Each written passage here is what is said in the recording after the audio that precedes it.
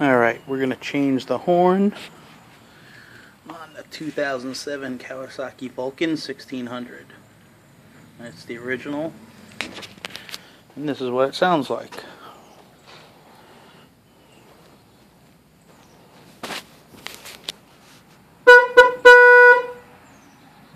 Pretty crappy.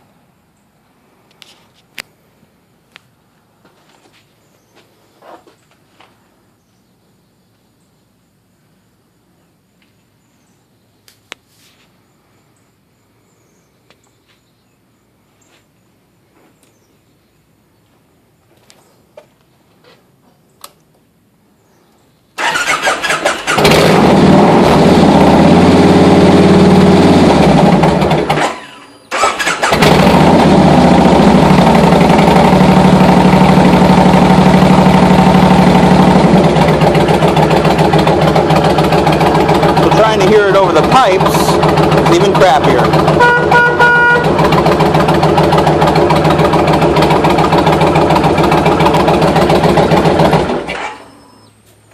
Let's change it out, see what it sounds like.